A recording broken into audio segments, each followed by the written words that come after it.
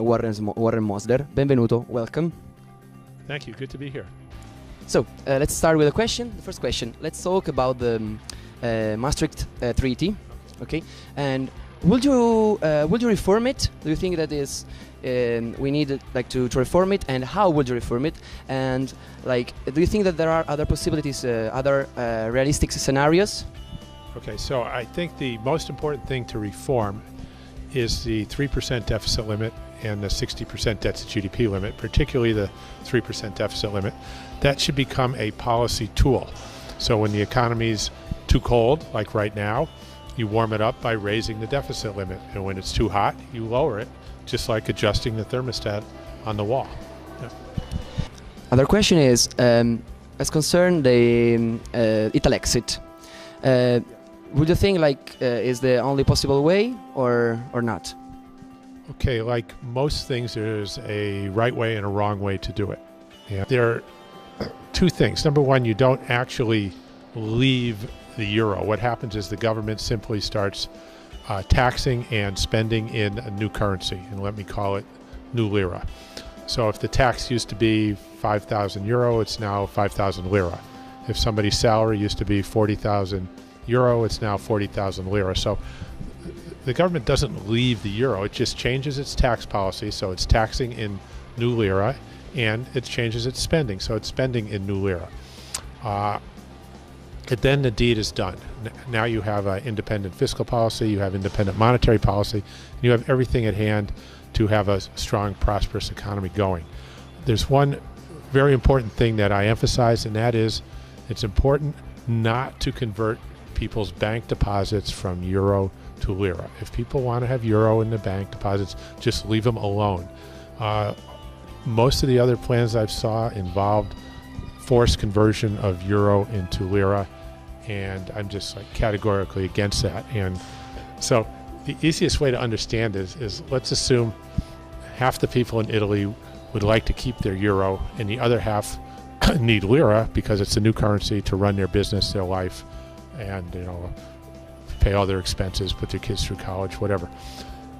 And so half the people want to keep the euro, the other half don't want euro anymore, they want the new lira. If you convert everybody to lira, now those people who wanted euro are very unhappy. So number one, you've got a lot of unhappy people. Number two, what they do is they've got this lira they don't want. So they go out and try to sell it to buy their euro back, which is what they actually want. And so what happens is the currency drops precipitously. I mean, it can drop 40, 50, 60% because all these people are selling their lira they don't want to try and buy euro, sell lira, buy euro.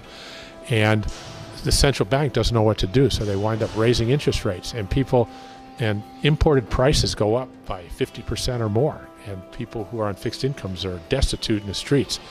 And the government doesn't know how to deal with it, and you wind up getting a collapse of the government. And we've seen this happen many different places of the world where they do a conversion, they force conversion of the currency, and the currency collapses and the government fails. Okay.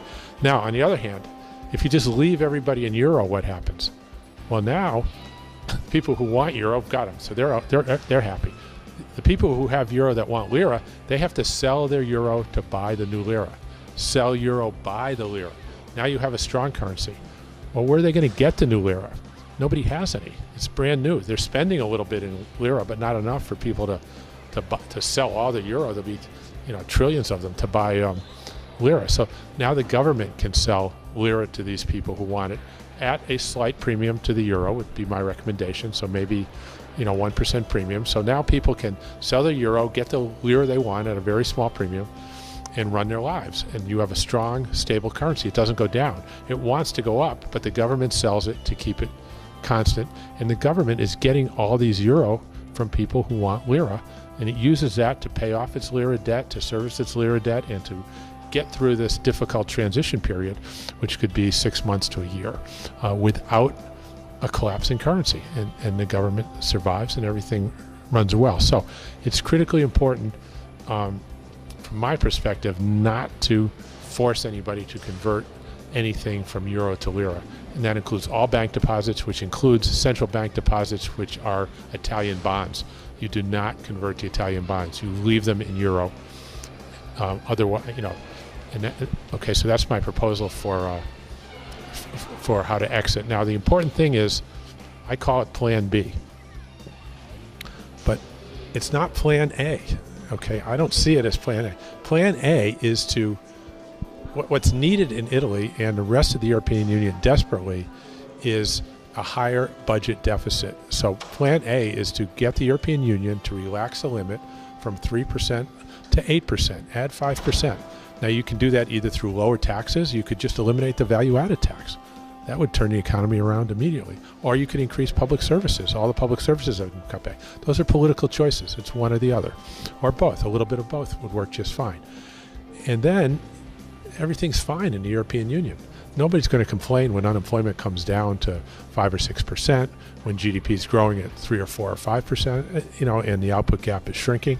There's all these problems, all the dissension, not all of it, but the majority of the dissension is going to go away. And then and all the other problems become things that can be discussed and worked on over time. But the pressure is taken off if you do that. So that is my proposal for Plan A. Get the limit relaxed, leave the European Union alone. Most young people in particular like it the way it is. You're citizens of Europe, you get to travel where you want, you can go to school where you want, you can work in different countries. It's an enormous, liberating freedom to be able to do that and not go back to the way it was. But if they refuse to do that, if they keep the limit at 3% and continue to destroy the civilization and take away your future, you have no choice, but to go to Plan B.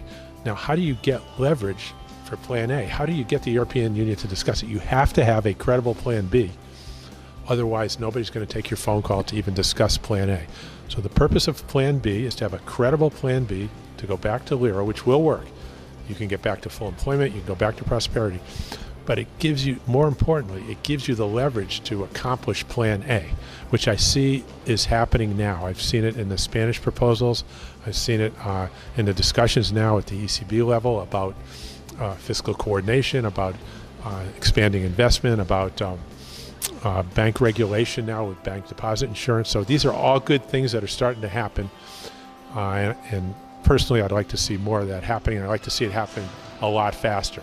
It could easily be accomplished by the end of the year operationally, but politically, of course, things take longer.